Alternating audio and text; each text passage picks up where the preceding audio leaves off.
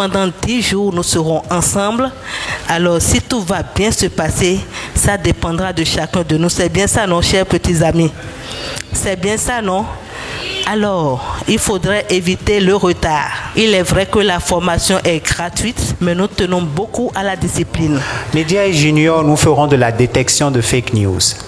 Nous parlerons aujourd'hui d'abord des généralités, de la notion d'information et des grands genres journalistiques. Nous parlerons aussi d'écologie, d'environnement, parce que l'environnement dans lequel nous sommes est soumis à beaucoup de menaces. Nous parlerons aussi de dessin. Pour vous qui aimez dessiner, vous allez faire l'expérience du dessin de presse. Vous allez parler de sujets d'actualité comme la cybercriminalité, les enfants de la rue, pour que vous puissiez vous rendre compte que même si papa est sévère, même si maman parle beaucoup, c'est pour votre bien et que vous avez en réalité de la chance d'avoir des parents qui veillent sur vous.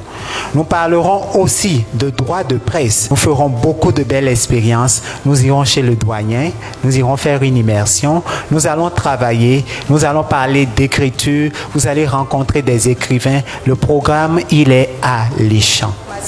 Vous aurez des coachs, vous aurez des formateurs, des enseignants qui vont vous orienter sur les notions d'information, ce qu'on appelle l'information, sur les genres journalistiques.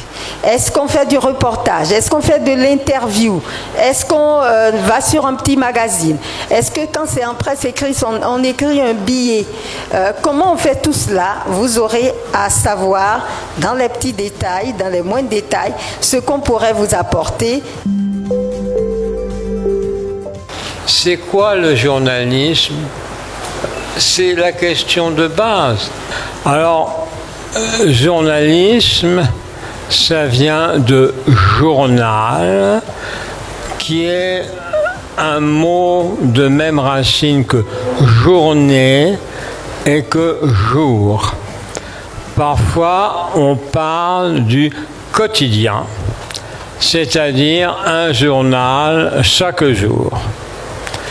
Alors, la notion de journalisme commence à peu près au XVIe siècle, c'est-à-dire le début de ce qu'on appelle la galaxie Gutenberg, G-U-T-E-N-B-E-R-G.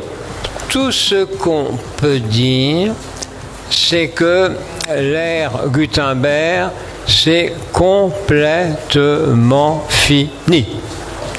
C'est un changement considérable dont on n'a pas forcément réussi à mesurer les avantages et les inconvénients. Il y a des avantages, c'est que vous pouvez être informé beaucoup plus rapidement. Journal égale journée, mais vous êtes informé en quelques minutes de ce qu'il y a de nouveau. Inconvénient, c'est que tout le monde passe son temps à regarder son petit appareil et que par conséquent, il y a des choses peut-être plus importantes qui vous échappent. J'ai commencé à faire de la radio tout jeune. Mais alors tout jeune. Parce que mon père, ancien marin dans la marine française, il était radio. C'est eux qui s'occupaient d'envoyer les informations aux autres bateaux pour pouvoir indiquer le chemin et tout ça. Et c'est comme ça qu'après mes études, j'ai été au collège au pied et puis ensuite à l'Université nationale du Bénin où j'ai fait lettres parce que je tenais à être homme de radio. Aujourd'hui, je mets mon expérience à la disposition de l'office pour lequel je travaille, qui est au RTB, en tant qu'inspecteur de la qualité. Vous allez vous dire qu'est-ce que c'est inspecteur de la qualité quand on parle de médias, quand on parle de journalisme, quand on parle de télé, de radio, etc. Eh bien, c'est tout simplement un contrôleur qui va voir comment on met en place tous les processus pour faire un bon journal. Je vous jure, sur ce bras cassé, je ne sais pas faire autre chose que de faire de la radio. Et je ne pense pas que je puisse faire autre chose que de la radio. Les gens s'évertuent à dire que je suis journaliste. Je ne suis pas journaliste. J'étais destiné à être enseignant, mais j'ai commencé à faire de la radio tout jeune et je n'ai fait que ça pendant tout le temps, pendant tout mon cursus scolaire et universitaire. Et c'est comme ça pendant la Révolution. Bon, je ne sais pas, il y a un certain, le rédacteur en chef, Souley Isiaka, qui était mon ami, m'a demandé de venir présenter un commentaire à la radio. Et les gens ont apprécié la voix.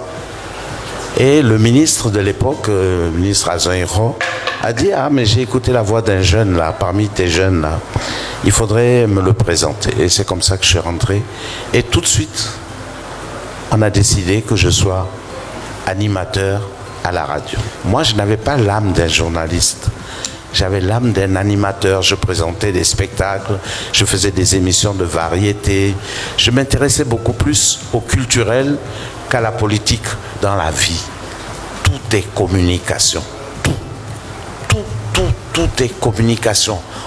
Rien, si j'avais un tableau, je vous aurais montré un peu pourquoi je tiens ces propos.